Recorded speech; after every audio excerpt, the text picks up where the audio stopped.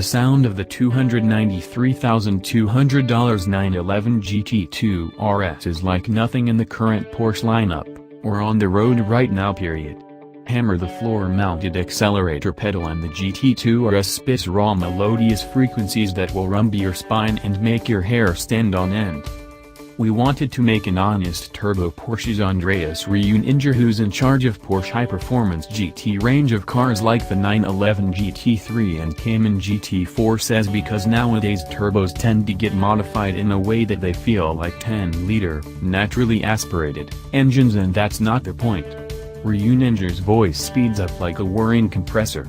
I think a turbo motor has so many interesting sounds and characteristics.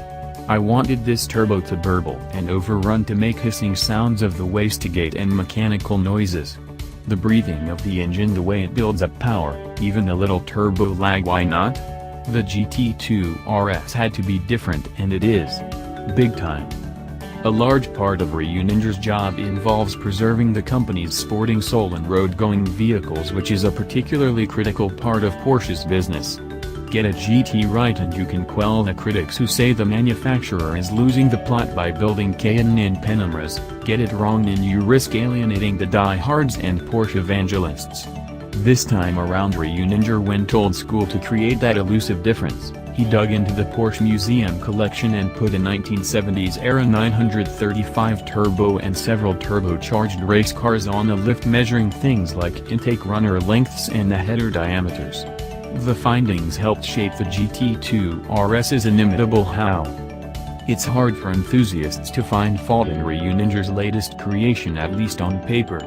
Though power is only driven to the rear wheels, the GT2 RS recently ran a record-setting 6:42.3 at the Nürburgring Nordschleife, beating the 887 horsepower all-wheel drive 918 Spider's time by a boggling 10 seconds.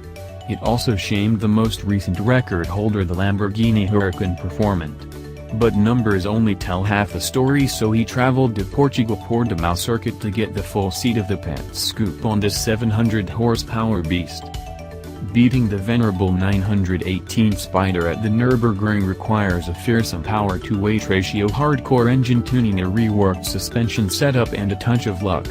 As such, the GT2 RS's weight loss regime involved everything from carbon fiber bucket seats, saving around 31 pounds, and a magnesium roof, 2.2 pounds lighter, to deleted rear seats, 21 pounds, and the use of carbon door hinges, trimming 1.7 pounds.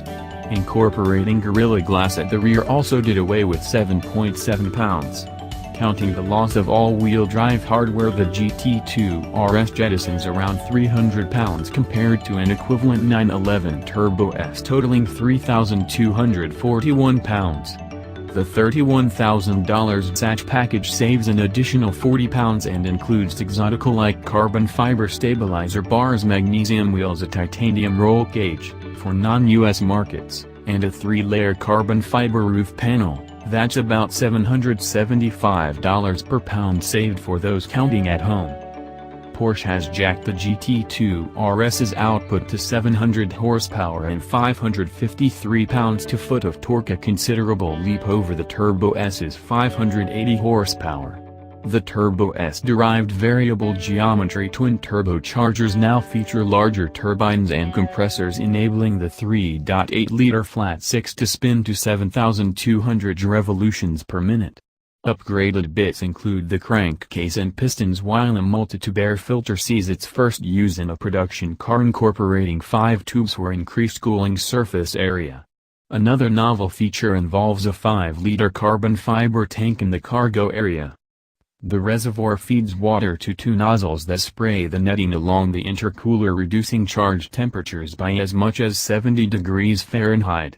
The system only runs during extreme temperatures, think 100 degrees Fahrenheit plus ambient temperatures, and the engine continues to operate normally if the water is depleted.